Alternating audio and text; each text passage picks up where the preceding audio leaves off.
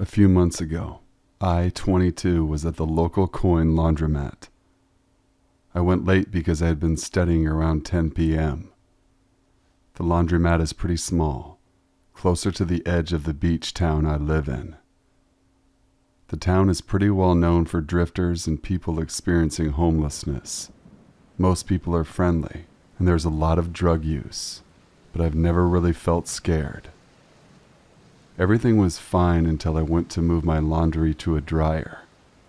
I was listening to music on my headphones, but not super loud.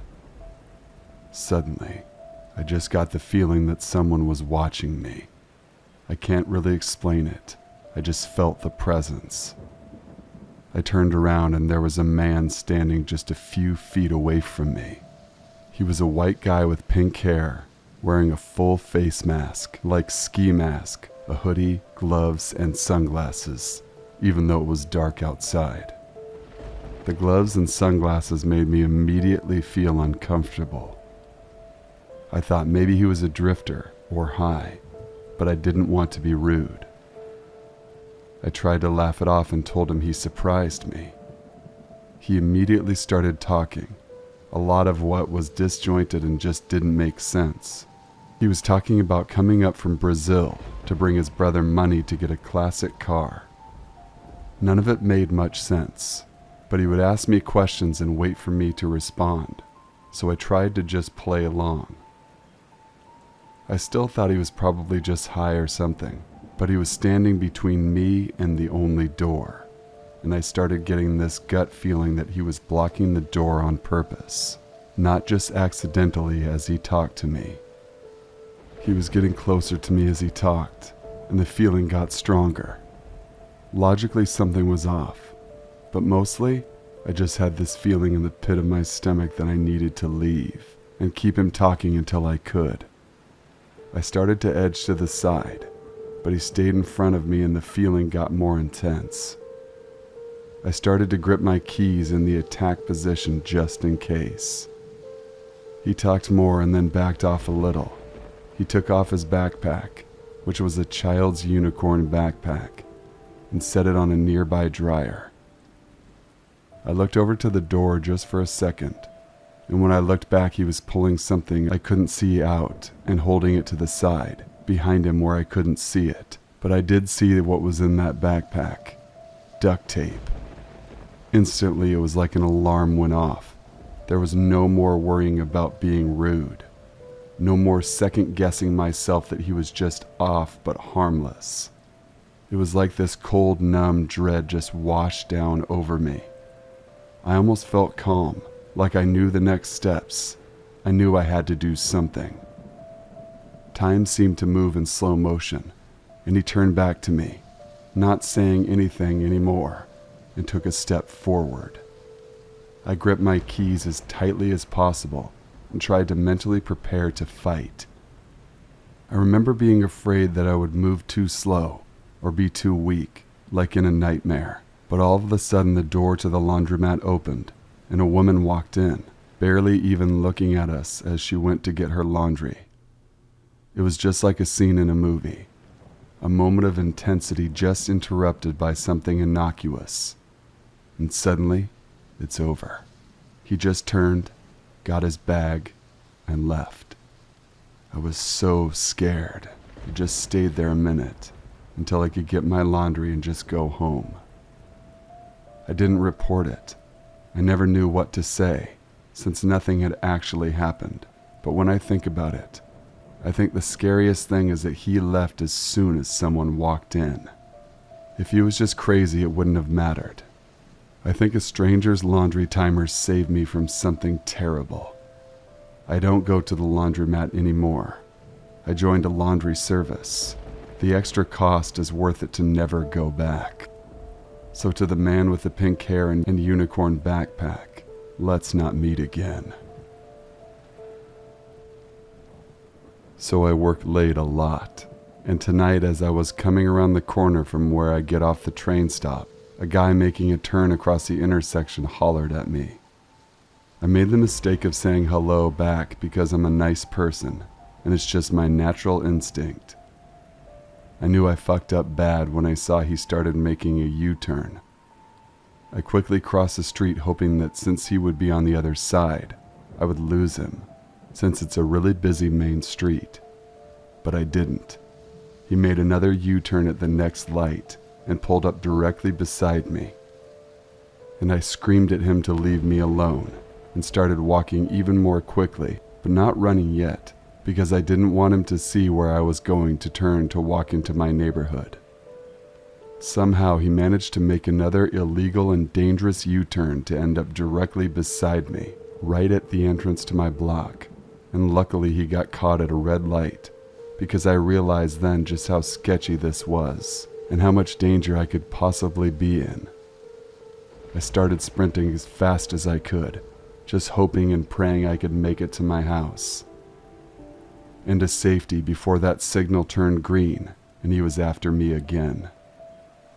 Thank God there were some guys outside the apartment complex catty-corner to my street, because when they saw me running and I told them someone was following me and started looking down where he was turning from right at that moment, scaring him into pulling into a parking lot adjacent to where I was heading, instead of still following me into a now much darker and less populated area. I made it inside and started crying.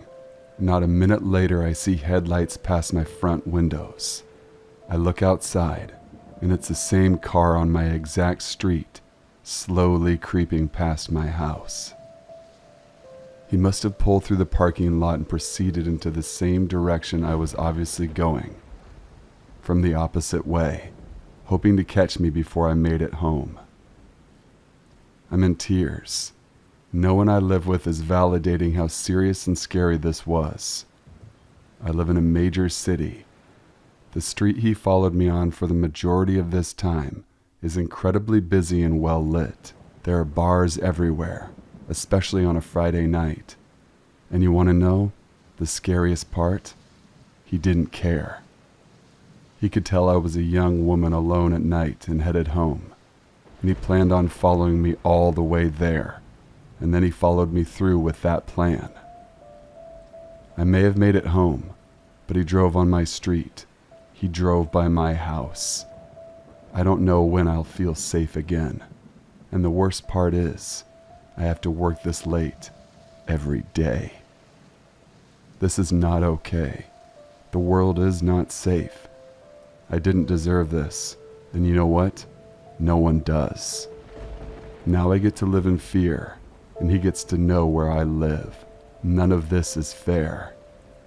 Guy in the dark gray Toyota, I hope the next time you make an illegal U-turn, you hit a street light and total your car. I don't know what I'm going to do if we meet again. I lived in a townhome community where each road had two sides of homes. In between the backs of the houses, there was a back road with alleyways that went in between each building section. I lived on the edge of one of these.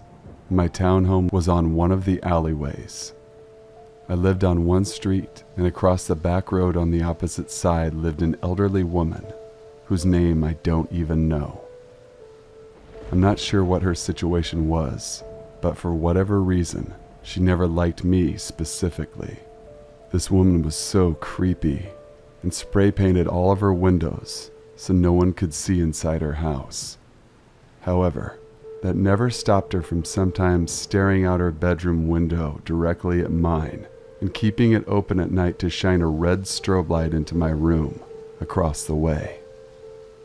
She used to yell how she hated us. I was in 4th grade, and on a particular January morning, I had unfortunately missed the school bus. My dad sent me outside to get in the car so he could drive me, and he said he'd follow me out soon after. As I was walking to my dad's car, she came out of the alleyway next to my house, slowly, with a gigantic kitchen knife behind her back. She raised it, started running after me. I was faster than her, so I was able to avoid her and was able to get back in my house.